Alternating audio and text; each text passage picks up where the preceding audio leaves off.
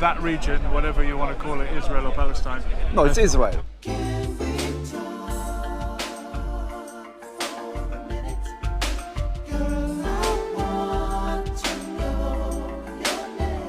Different factions within Judaism. We mentioned just now the Sephardic Jews that may have found their way to Ireland through Spain, Sephardic being Spanish. That's right. There's Ashkenazi Jews that are European. Yes. And there's Mizrahi, which I understand are Eastern Jews. That's right, yes. Where do you fall into it, and what's the difference? There is no difference. The only difference is that it's the geographical. And I'm sure there are other groups as well. The difference is China and India. Geographical, and there is some difference in the way that we do our holidays, Chagim, the holidays. But we all believe in Abba, in our Father in heaven. Chagim is service? Chagim mean holidays. Okay, holidays. Like Passover, like Hanukkah, like etc., etc. I fall in. I'm not Ashkenazi, and I'm not Sephardic, and I'm not Mizrahi. I'm Sabra. Sabra is the fourth one in Judaism. That it's well known. It's known, but it's not very well known. Sabbateans. Sabra are indigenous. Okay. This is what Sabra means. Sabra means when it comes to the Israelites, when it comes to Ashkenazi, Sephardi, and you're people that never left the land of Israel. Yes. So there is the Ashkenazi, the European. You are a Palestinian Jew, if that doesn't offend you. Some might describe you as that. I am an Israeli Israelite. Rather than a Palestinian Jew, because I come from the tribe of Levi. Of course, we mentioned that. But you're not Judaism. Of the people that immigrated there later or made Aliyah to come back. You're from the community that remained indigenous in the land. Yes. It's Sabra. It's called Sabra. As everybody knows that there is Ashkenazi Jews, there is Sephardi Jews, and there is Mizrahi Jews. But very few know about the Sabra Jews. The Sabra is the indigenous one. Your heritage, your lineage, you've been living there for thousands of years.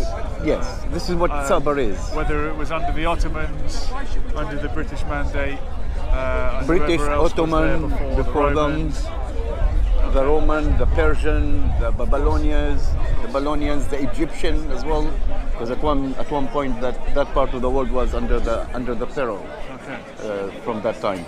This is the Sabra.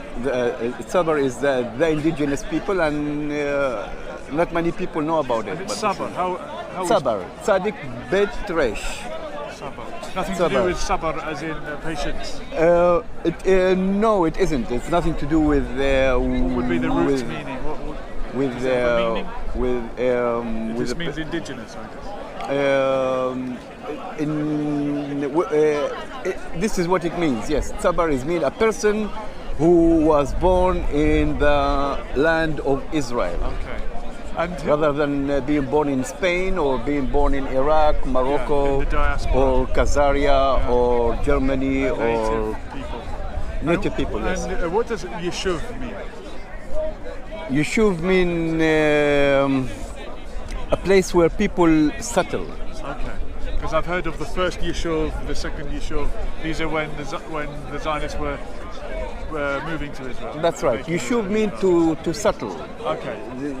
This is what Yeshuv means. Okay. It's to settle. People are not part of that. They are the indigenous. Indigenous. How many would you say? Sabra, like sabres. You know, the sabra is the fruit, the one that had lots of that has lots of needles. Okay. You know what I'm talking about? Which You've been fruit? in the area, so. Yes, I have. Sabres. You know sabres. Okay. Think. It's probably.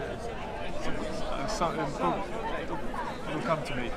There must be a meaning. But how many people would you say fall into that demographic? How many of the Jewish people in that land are Sabras, as you say? the way that you pronounce it is in Hebrew is Tsabarim. Sabarim. Okay, the Sabarim. How Yeah. many would be the Sabarim?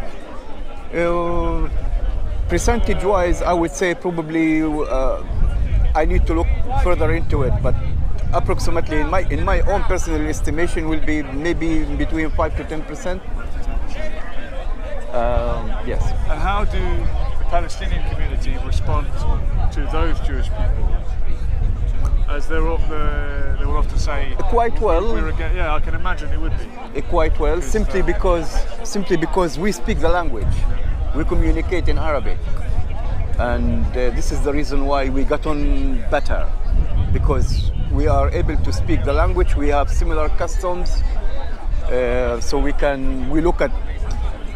Well, the way I look at it, that region, whatever you want to call it, Israel or Palestine.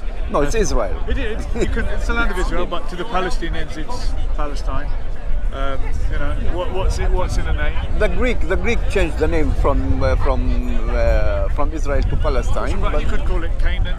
It's had many names. The land of Canaan. Biblically, is the land of Canaan. Okay. It's nothing to do with Palestine, and it's to do with Israel, but surely not with Palestine. Palestine is The yes. people who live there, you've got the Sabrim Jews like yourself. That's Sabras, There's, yes. Ashkenazis. Ashkenazis. There's Druze. There's Circassians. There's Arabs. There's Arameans. There's Bedouins. Talking there's about the many, Druze, many, you did yeah. mention the Druze, Okay. so I would like to speak a little Yes, bit please about the Druze. Please mention the Druze. I don't speak in the name of the Druze, Okay. but the Druze are because you did mention the Druze. The Druze are the ancestors of all the Druze is Jethro, Okay. Moses' father-in-law. Okay. And do they acknowledge that themselves? The Druze, Yeah. yes. I've heard that some of their beliefs are kept secret, and only the elders know about the teachings. It's very well known that the Druze religion is a secret religion. Don't ask me why, because I don't know. I don't know why it is secret. It's a secret. But it is a secret. Yeah. This is what everybody says. Yeah. And the connection between the Druze and the Israelites is through Jethro and Zipporah. Okay. And these two characters, or these two individuals, they mentioned in the Old Testament as well as in the New Testament, as well as in the Quran. Okay. So the Druze are connected through Jethro. Yes, this is the connection I've between. heard people say that the Kurds are also connected somehow to the Israelites. I know there are a lot of Kurdish Zionists, apparently. There is. I heard about them. I never spoke to a Kurdish Zionist myself, but I believe that there are some Kurdish Zionists. Zionists, they can be anybody. Anybody can become a Zionist. Zionist is a person who acknowledged the right of the Israelites to live in Israel. As Joseph says down here, if you believe in the two-state solution, then you're a Zionist. And from my understanding, if the Balfour Declaration said a Jewish homeland, not at the expense of the local inhabitants, then that's a form of Zionism that I could accept. But there are, as you probably know, things that have gone with it that I'm not happy with, but I hope that we can all live together. This is the idea. This is the future, because again, going back to what we said earlier, is there is no the gun is not a solution. The long-term solution is not the gun. The long-term solution is dialogue and living together. This is the future. I'm glad we did an encore. Here we go. Thank you Again, so much. a pleasure. I'd love to Anytime. see you everywhere.